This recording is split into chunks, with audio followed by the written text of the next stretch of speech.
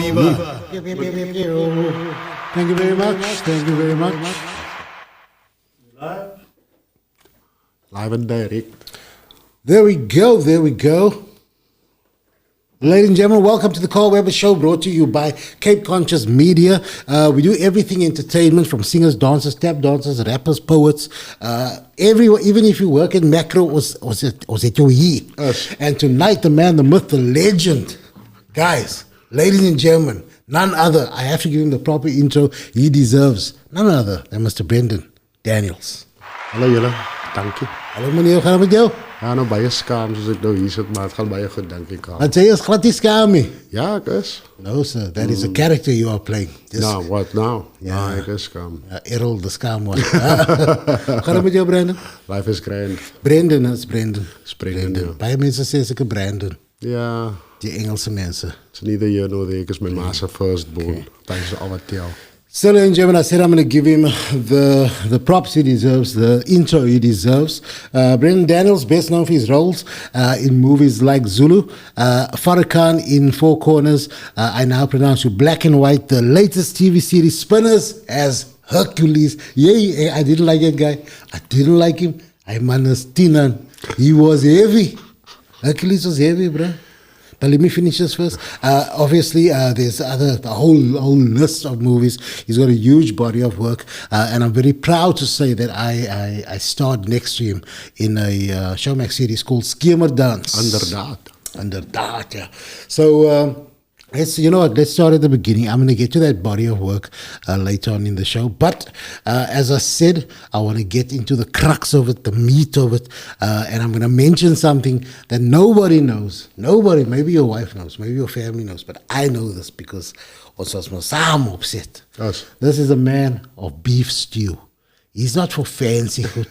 Die takeaways good. This man told me on set, give me beef stew. Yeah. A lekker stew. That's what you... Snijboentjekos ook, ja. There we go, snijboentjekos. What is snijboentjekos in English? Ja. Cut, So kind of a stew. Cut bean stew. Ja, so a bean. Nah, so this is an old school. He's an old school man. Brendon, tell us, you're originally from Cape Town? Yes, sir. Born and bred. Familie is daar van Elsies Rivier. Okay. Ik blij nou in Eerste Rivier. Okay. Most of my life, actually, I've been on that side, Blackheath. Nabri Berge, nabri Wine Route. Yeah. Nice. And that's where I grew up. Had ik nou nog uitdang in die omgeving. Yeah. So, 24 years in the industry. Yes. Started acting the year 2000. What did you do before you started acting? What was your job? Worked at a casino. Okay. Dealer?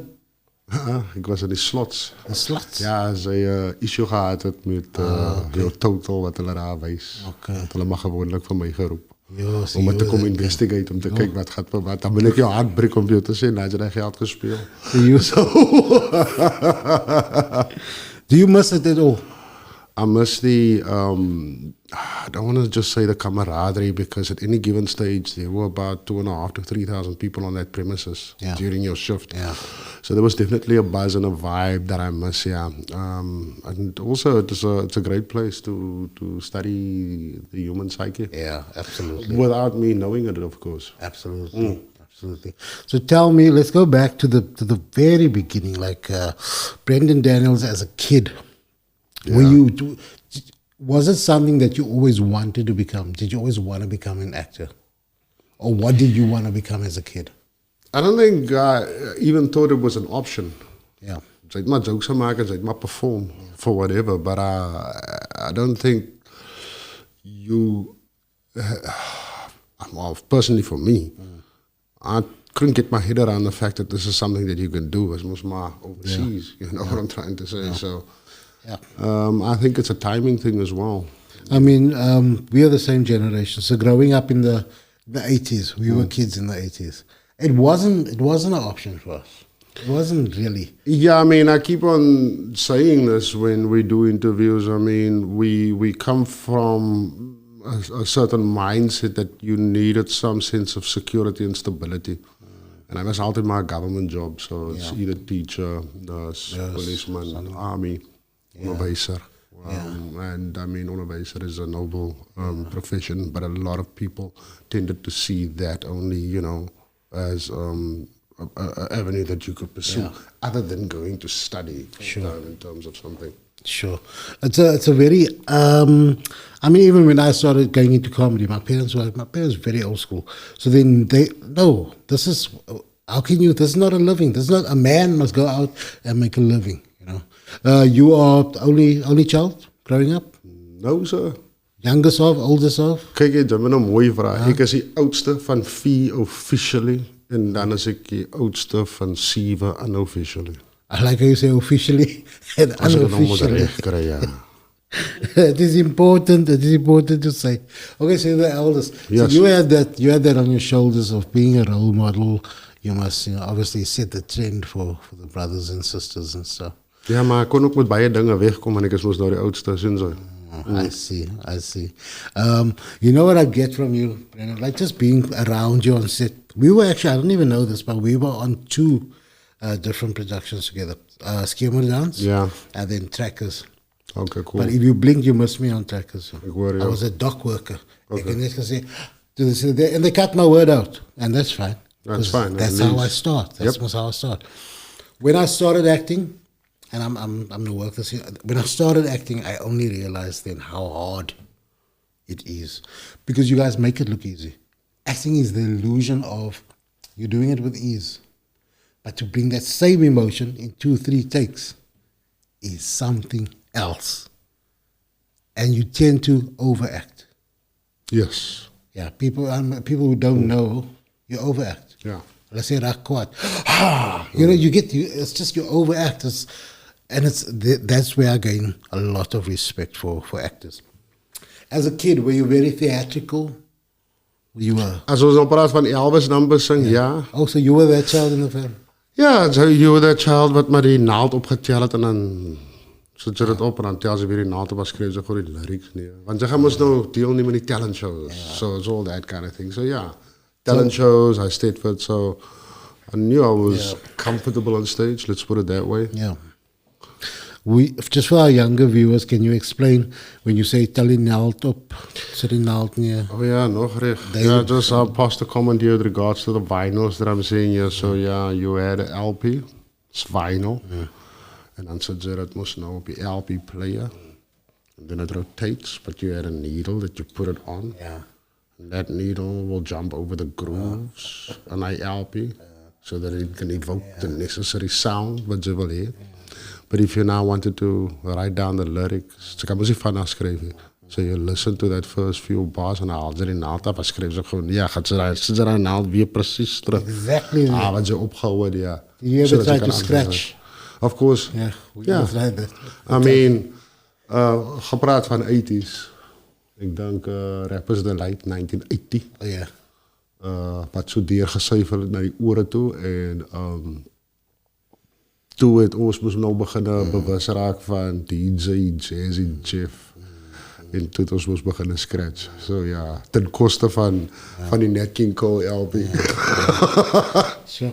Okay, and then obviously growing up, becoming a teenager, finishing of school, party times. You were a big clubbing guy? Were you big into clubs, stuff like that? Nee, elke naweek. Yeah, not every week. No. Like it had to be an event. Okay. En dan meneer Leities ook eerst op een mission kry, dat meneer Maas allemaal saamstem, right, wie ry, who's the responsible one.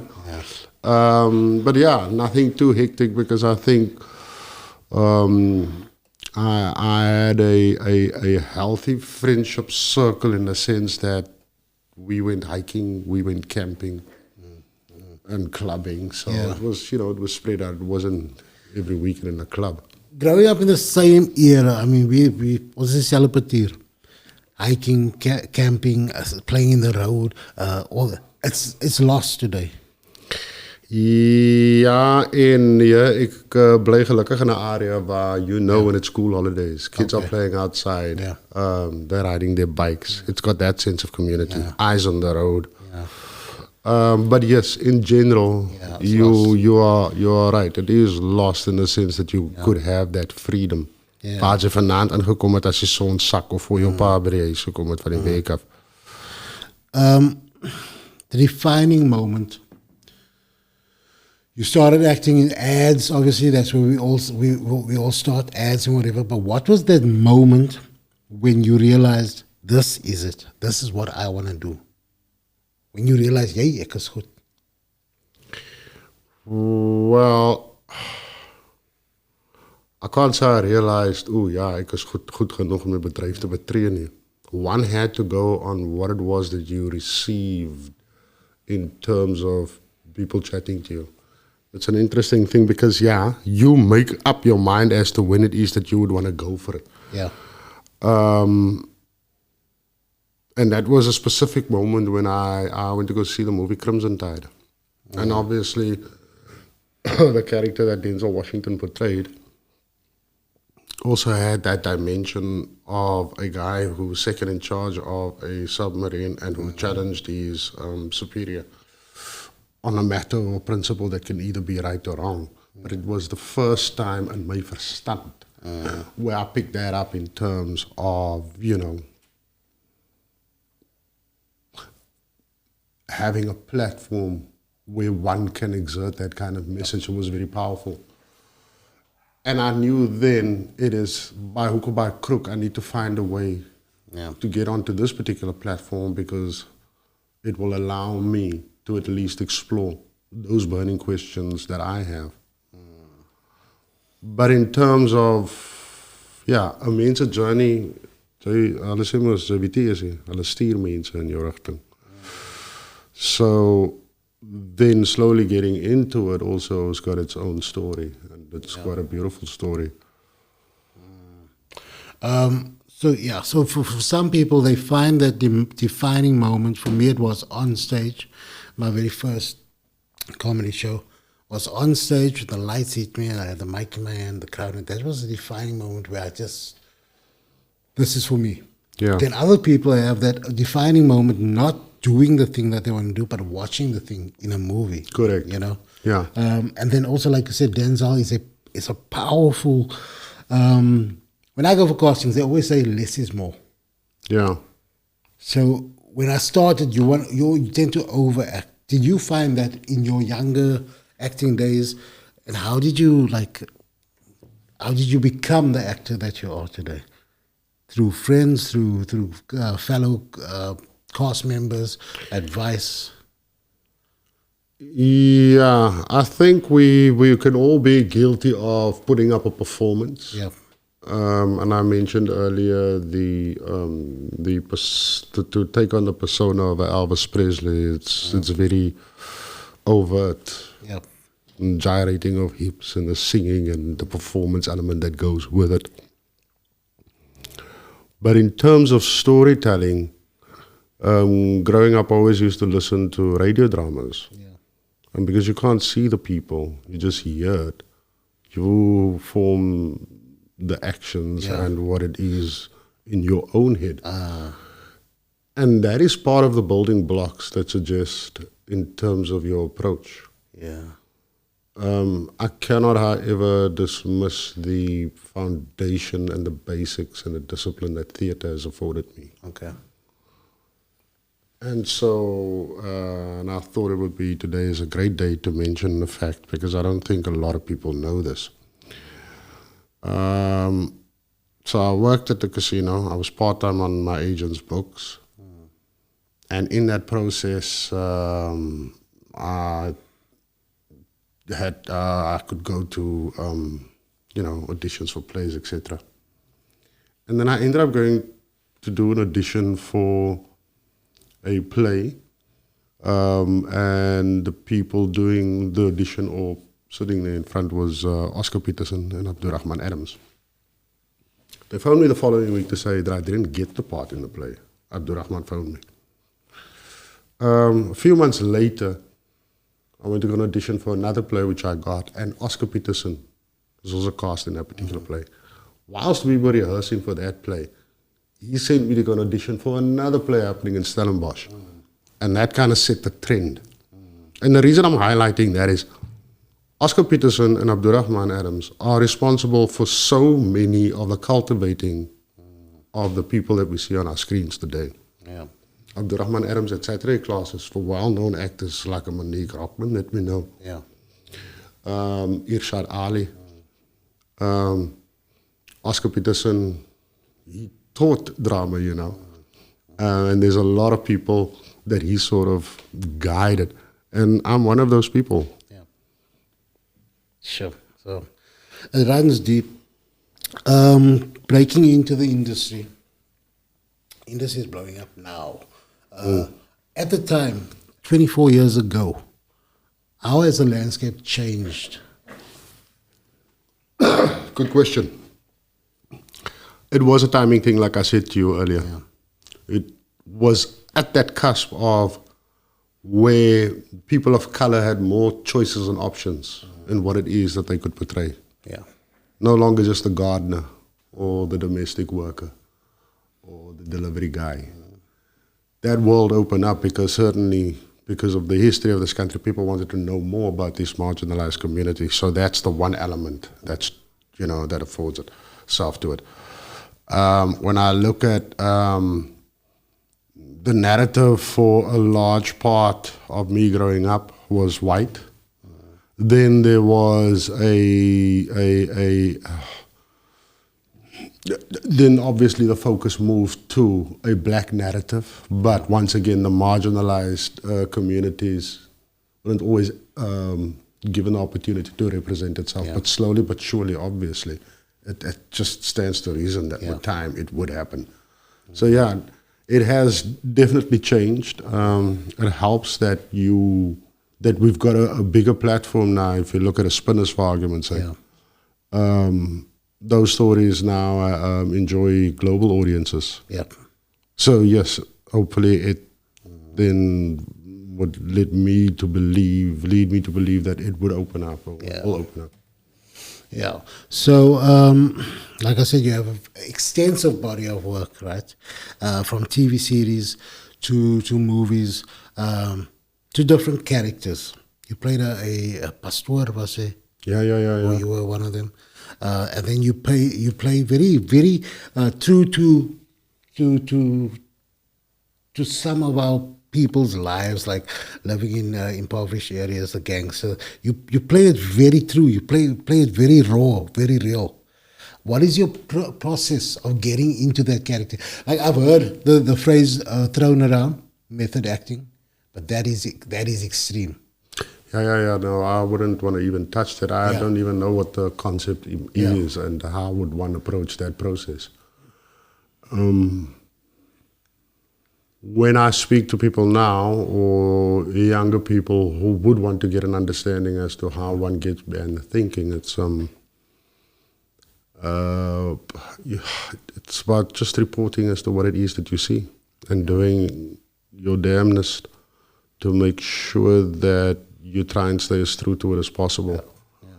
It's easy to glorify the violence, but if you can find some inner workings, because nobody's born bad, right? And if you can find some kind of heart, something that you can identify with within the character, then I think it goes a long way in helping you to serve the true nature of that character. So, having said that, that brings me to your character in Four Corners, Farrakhan, which is now, you say, it's easy to glorify that kind of lifestyle. But then now we see in Farrakhan, we see the flip side of that lifestyle. Yeah, when I had a sit down with the director, Ian Gabriel, he asked me how am I going to approach the character.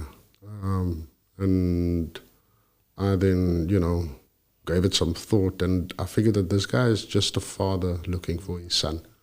If you treat everything else as external factors that comes with it, hopefully that will shine throughout. Yeah. And then obviously it's dependent on whoever else holds that space for you, your fellow cast members. It helps that the story suggests that the character turns his back on that lifestyle. I see a lot in your characters. I see a lot of Brendon Daniels. Even now, I can see Farrakhan sitting here. I can see the guy from Pretoria. I can see the guy from Skimmer Dance. I can see a lot of Brendon Daniels in there, and then I guess that is how you make it real. Yes. I mean, how else can I get myself to believe the character? Yep. In order for other people too. Yep. So I think it's finding some kind of parallels, in terms of the mindset, at least, of the characters that I portray. Dollars and White Pipes, great movie. It's a bit of a cult following. It's got a cult following. People love that movie. Yeah. Till today, people speak about it. When you think about movies like that, think about movies in your earlier days. Do you still, like, I'm thinking, like, when I get a script, when I get cast in something, and I'm not used to it. You probably used to long scripts. How do you approach memorizing a script? No, that's the last thing that I think about. Is it? Yeah. So character building is your first thing.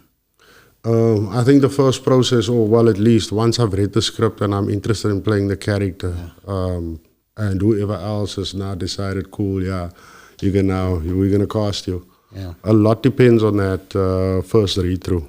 Yeah. And finding the energy and the synergy that happens around that table.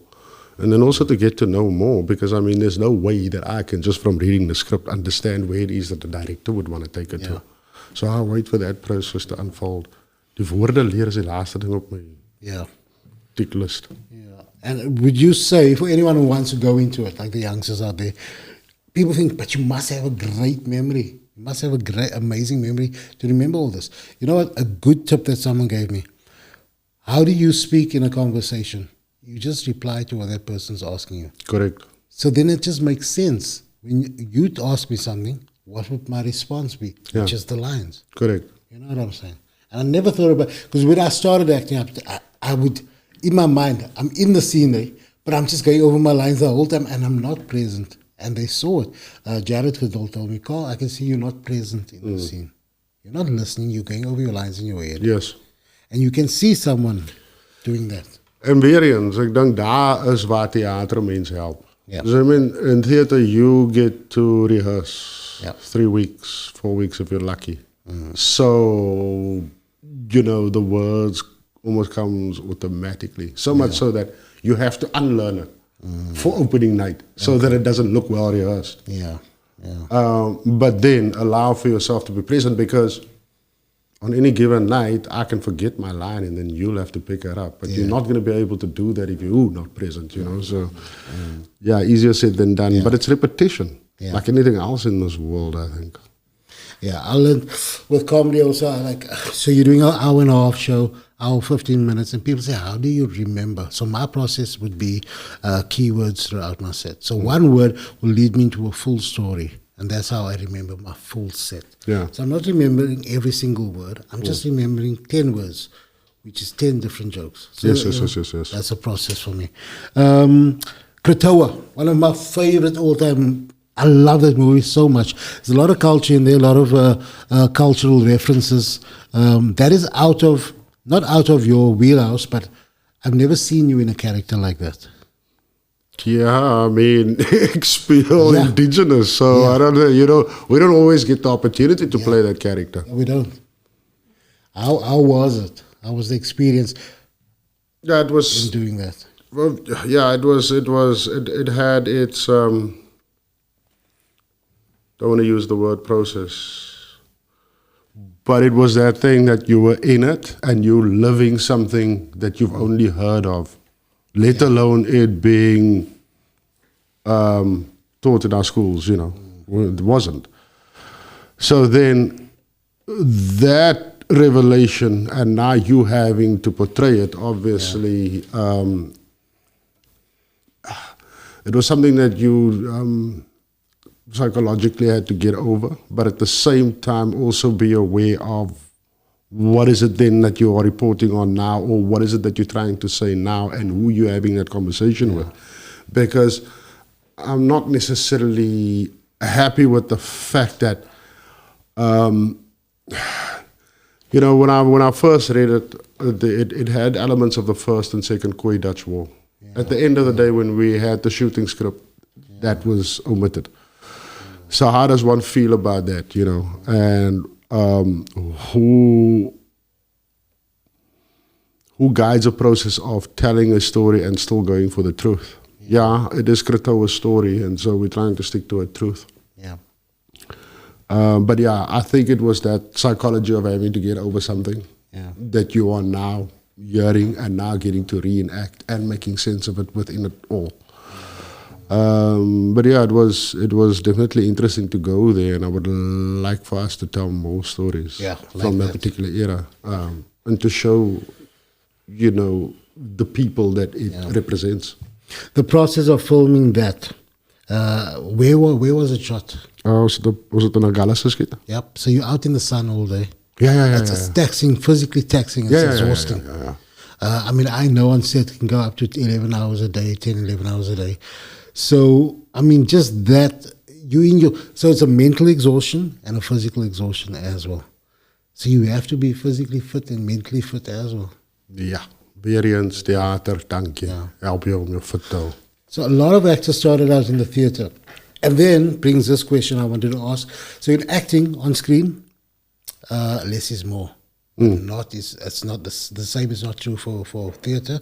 No. You overact in theater. Not overact, but You gotta be, the stage is big, and you're playing to an auditorium where you might be looking at one character and other people might be looking at you sitting on the side, so you gotta be present.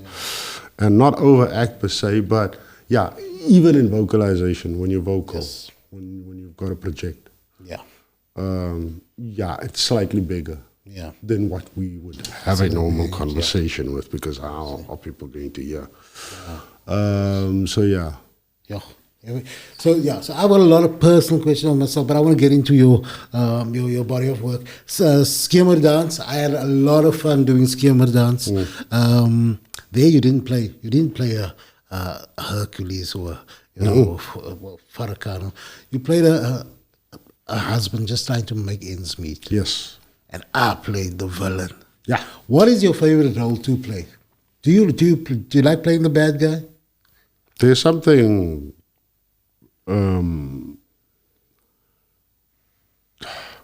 dis bevrydend. Ja. Om ten minste daai te explore binne jou. So there is an element that can like the fact that I like to play a villain, but once again, is it serving the truth of the story? Yeah. And so it's a fine line that you gotta go. So but I love playing all kind of characters. Yeah. Ek het al 'n donkie gespeel al. Dis een van my favorite characters om 'n donkie te speel. I know Brendon is a very serious guy. But is he right? The thing is, this is Brendon. He will talk with a straight face now. With all of us and say, my bro, you come nonsense practice. It was all a donkey. Like was al 'n donkie out of the straight blue, up. he'll say something like that. Yeah, but it's the truth. Ek het al 'n donkie gespeel al. So yeah. Thing is so I enjoy it. I gravitate to the villainous roles because there is a freedom in exploring that. Ja, soos geterroriseer die hulle op skool, my bro.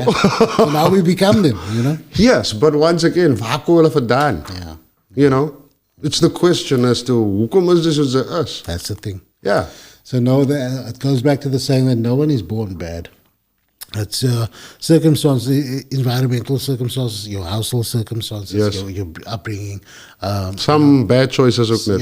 Yeah, exactly.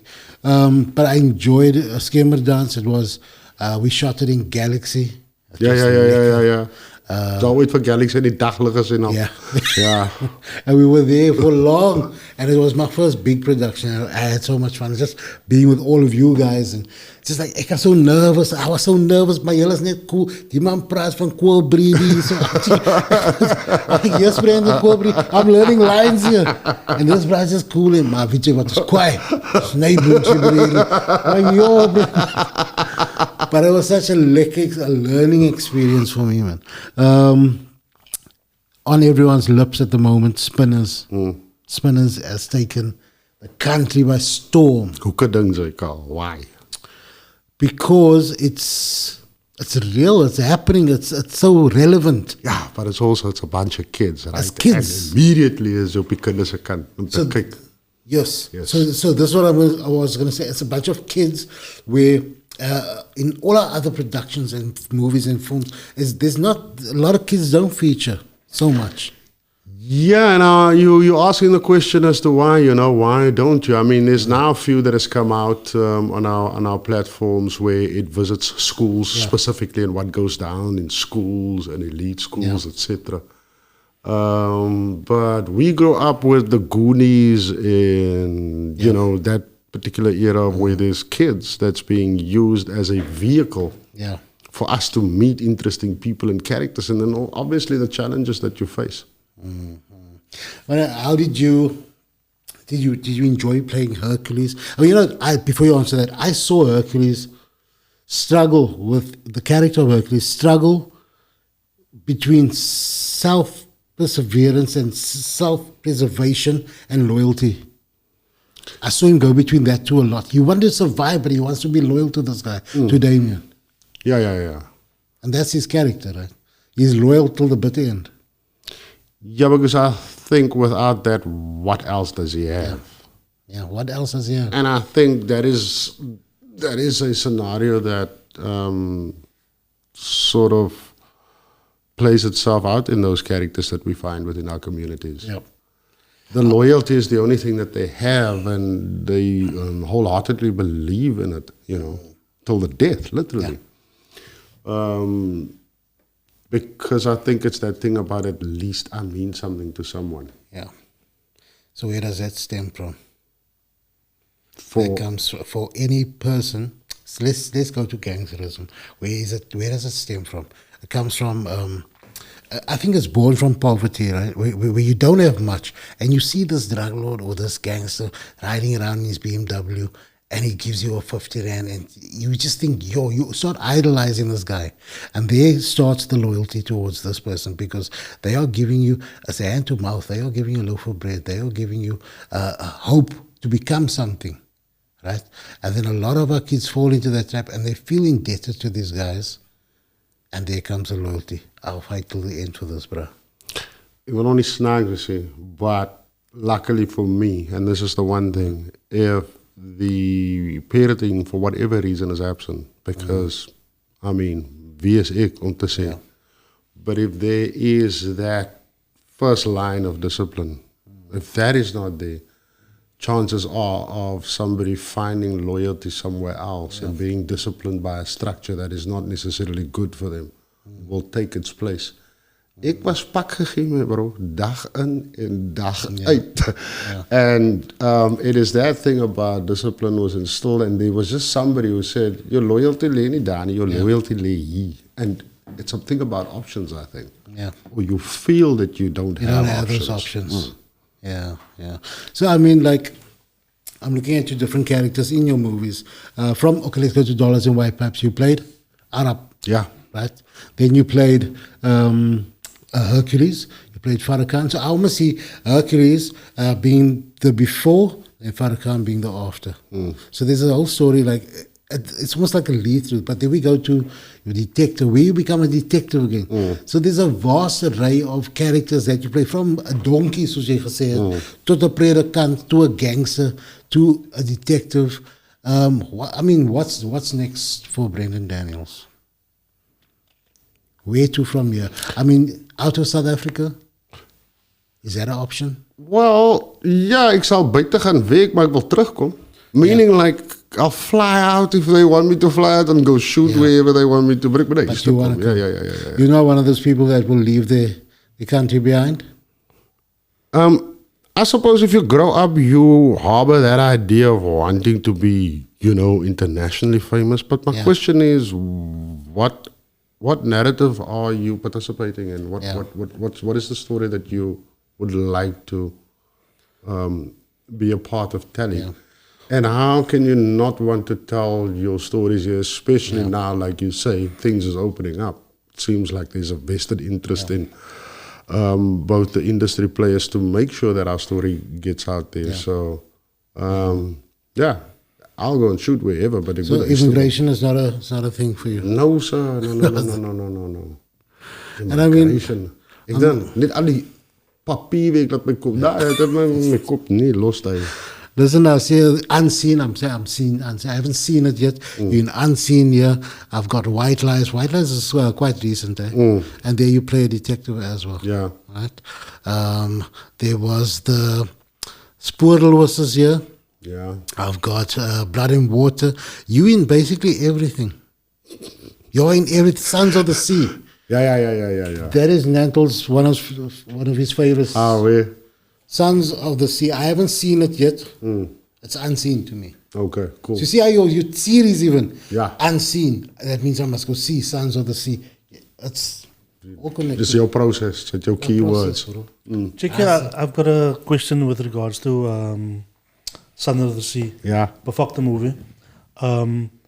Earlier you spoke about working with kids. Yeah. Die movie. Okay, Spinners as seasoned actors al zeg maar zien, you know what I'm saying? Yeah. But in Son of the Sea is daar een scene wat ze met die light wat jou scene is, wat jou scene is. Yes. In 'n heel En die scene change in your character om agter die broertjies te gaan. Ja. How did that scene come about? Het hulle light geknyp? Wat het hulle gemaak met die light skree?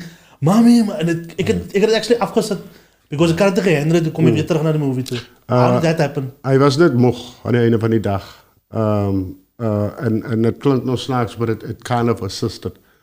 Hij was moeg en sy oma was op stel. So he was crying for her, you know, at the time. And for us to get to the scene, and so it sort of added. And then you have to be present to go with that response and that energy that is being given. What is one of your favorite roles or movies that you've done?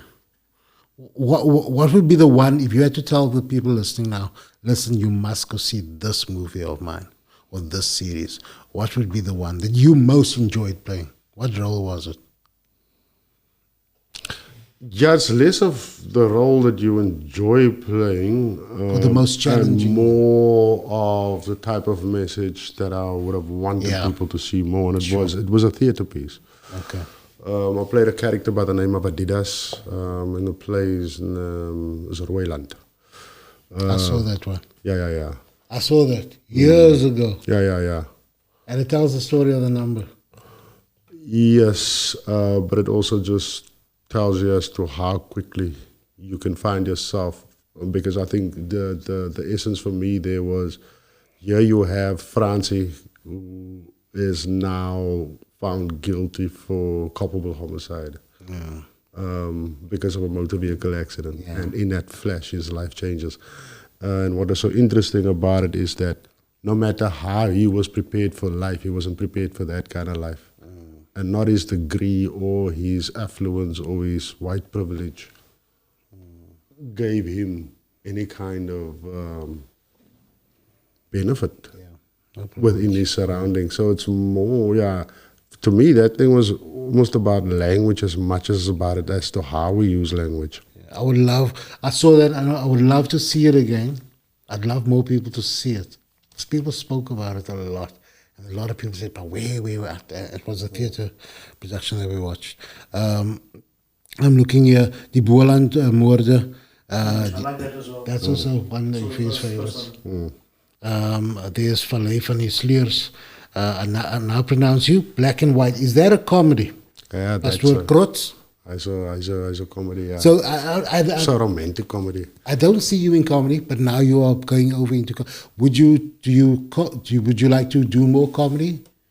I mean, change your genre a bit more from drama to more comedy. Yeah, once again, I played in theater. Nice, the Francois Toerien show. It's a bunch of skits, and you played an array of characters, and you're playing obviously for the comedy. Or not, you don't play for comedy. Once again, it's the same thing. If you go for the truth of it, people will find the situation funny, I suppose. But yeah, comedy is niemand se speelmaat. It's a timing thing. Yeah, absolutely. And so yeah, now I would love to get more opportunity to play. Yeah, in comedy. So I don't know, stand-up comedy show. Would you like to jump on and do? Wat freestyle is een mal. Kill droog raak. You have a question? So in the beginning of the year, toe Cat Williams uitgekom en die ou het klomp goedes gesê van ander actors en whatever. But dis as al 'n storie wat van die jare kom al actors wat dresses dra man. What is your feeling on that? Do you think it's a Initiation thing. It's an initiation? Okay, hulle vat dit 'n bietjie conspiracy theories, but as an actor, do you feel that there's a degrading sense, or do you feel? How do you feel about that? Actually, a male playing a female. Yeah. So to say, or a dress type of thing. If it's for the character, no, I don't have a problem with it. Not at all. Yeah, a lot of people in America, it's a very different culture to ours. Yeah, but I mean, there's also that thing about don't think that because you're now a man and you put on a dress, it automatically affords you laughs. I mean, you still have to go for the truth of the character. So ek het 'n kleintjie dood en die wat ook nou net aantrek soos 'n vrou en dan nou die stereotypical overt characters gaan recreate, you know. Yeah. But you have to come back to the Cat Williams and what the degrading of men wearing dresses. I mean, and this is, I always say this, like a big mama's house. Yeah. I mean, the kind of effort that is required to, i.e., run around in that fat suit, being dressed as a woman, having to sit in that makeup chair for hours before you can shoot your one solitary scene for that day. It takes a lot of discipline. And yes, I feel that if you can once again go for the truth of it and embody the character, then go for it. Even Eddie Murphy in a few movies, he played a few characters. He played, Coming to America, he played a few characters. Played a white Jewish guy in that one. Yes. What was the fact? Also, what was it called? Doctor. Yeah, the Clumps. The Clumps. So he played that whole family basically. Yeah. And that is hectic. Now that's on the next level. Would you do something like that where you play different roles in the same movie or something like that? Yeah, because I mean there is, believe it or not, there's messages in there that does strike, because I mean it's about family, it's about sense of belonging. So yeah, certainly if it appeals to me enough, I feel the character has got a journey, then I'll take it on. Sorry, you go.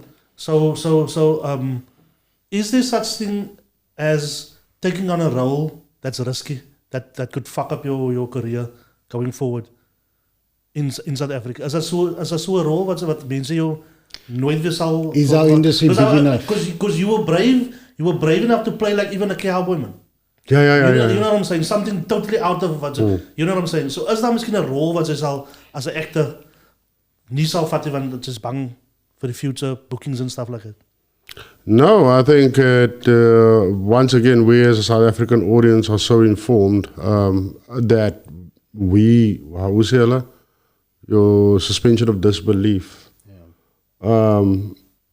And once again, you're always going to find like you would play the most docile character and dan het 'n antino complaint. Yeah. Omdat ze die woord jarre gebruik het, you know. So, I mean, you're always going to get some kind of opinion of characters that you portray. But at the same time, it is not for me to take it on. It's the person observing, I suppose.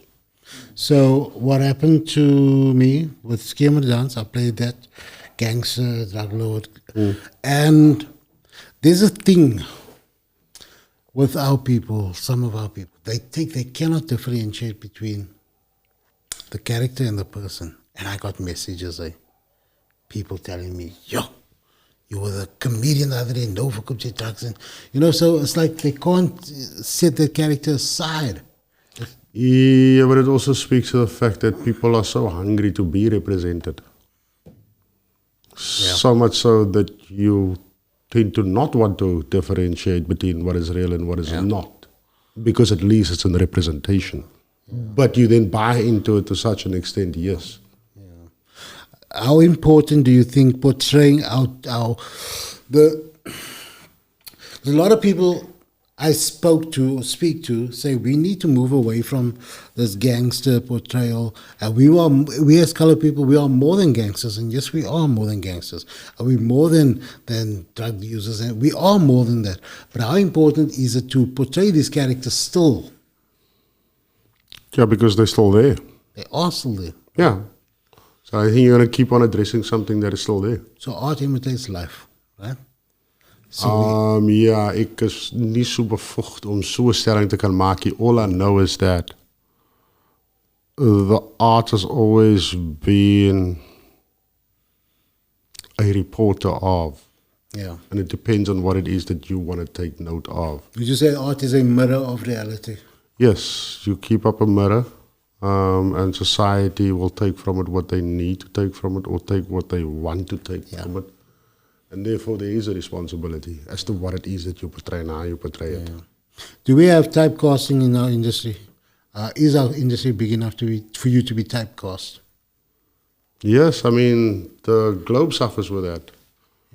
And once again, what are we selling and who are we selling it for? And I think that's the beauty of setting it off with theatre. Theatre sometimes don't sell products and advertise, you know, it goes straight to the crux of the matter.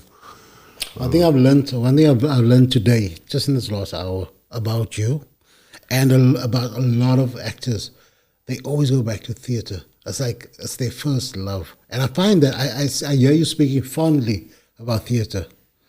Is it? Is it your first love? It is the thing that sets everything else in motion. Let me put it to you this way. I'm glad I got to start off in that whole foray in the theatre and then moving on so that I can apply these stuff that I've learned almost by default. Yeah. Is it that worlds apart? Is it so far apart from TV? You definitely generate a great bonding experience when you go through a theatre process. Yeah. Almost brother and sisterly, like a family, a tight unit. More so than with TV. Yeah, because television, you tend to do the production, depending on where. Sometimes if you shoot away, it also has that kind of galvanizing effect of the people participating in it. But because we collectively also experience how other people experience our work, you know, that we move away knowing there was energy that was exchanged, and we are aware of that as a theatre ensemble. And so therefore you get that kind of fulfillment. Yeah. It's very palpable, I love the way you guys speak about theatre. You guys speak about it as with so much love and so much respect, and that's something to. Ja, respect is 'n groot woord daar, because if you don't respect it, dan sê ek vir jou, hy is 'n nie jou speelmaat, maar hy maak vir jou klaar. So you gotta respect it. You know, for me, coming from comedy, coming from a live stage, off stage, it's different. It's theatrical, but it's not theatre when I do stand-up comedy, right? It's just we get on and I'm telling jokes and I enjoy that. But going into acting from there, I had preconceived ideas. I can memorize this. It's going to be makkelijk. I'm going to go there and memorize the script. And it was not easy at all, bro. And that's why I always tell people, they say, but how hard can it be? It can be very hard. Yeah. That's why I have the utmost respect for you guys. Ry 'n kar in die traffic en deliver jou lyne. You know?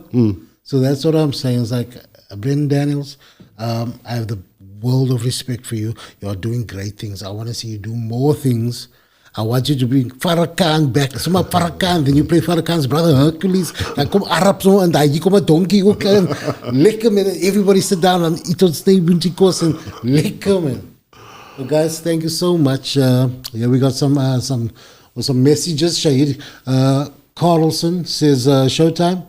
Alex, well, that was at the start of the show. Alex says Brendon as an Easter. He is indeed an Easter. Thank you, Jason Butterboss, for the comment. People love you, bro. People were excited when I posted this and said, we are interviewing this guy. You are indeed, you know, I'm not even blowing smoke up your ass or something. You are indeed a legend. The way you approach, I've seen this man work, guys. I've seen he's a consummate professional. He's a gentleman. And he loves everything about it, and I love him for that. Yeah, we got Leanne. This one is a very big fan of yours. Leanne. She would love Leanne to meet you one day. Stanford. She would love to meet you. Yo, say hello for that, man. Say hello. Brendon, Leanne, say hello. I admire this man so much. There we go. Hello, Leanne. Brendon Daniels is so talented. I literally watch any TV series or movie that he stars in, knowing that his portrayal is going to be good. I am such a fan. That's from Lynn Latif. Oh, the donkey. People love you, Brendon. People love you. And sometimes I think you don't even know how much you are loved. Honestly. Like, you walk around like you're just another brother. You're not. You are Brendon Daniels, bro. So take a bow, take a nod. Thank you so much for joining me. One question, I just want to... One more? He was actually a guest last week. Oh. He's an actor. Oh, yes, Norman was on, yeah. Yeah. So Norman was here with Index. Norman Leslie, what's Brendon's take on ETV investing in Afrikaans telenovela? Kelders van die Geheime, and does he see any future for the SABC? I feel this is a bit above my pay grade. Look, once again, any kind of story that goes out and people, they buy into it and want to, it always has potential. It has a potential to carry messages because, once again, like I said, what I see and what you take from something is different. Any future for the SABC? I mean, it is the national broadcaster, so hopefully there is a future. But with all these other platforms coming and going, there's certainly enough place in terms of exploring and going on your journey. Any other questions? Or? I think the SABC, actually, ons twee se spot wat ons gewerk het. I think they just need to future-proof the structure, man. Yeah. That's the only thing they need to do. Absolutely. Legacy. Yeah. Well, that brings us to the end of the show, Brendon. Thank you so much for joining us. It was a huge honor for me to interview. Thank you guys for having me. It was nice just to chat a bit. Yeah, on Schema Dance, I act all cool and stuff, but I was like, yeah, Brendon. I'm a big fan of you, Brendon. So thank you so much for coming, ladies and gentlemen. I want to say one more time, I'm so used to live audience. One more time, Brendon Daniels.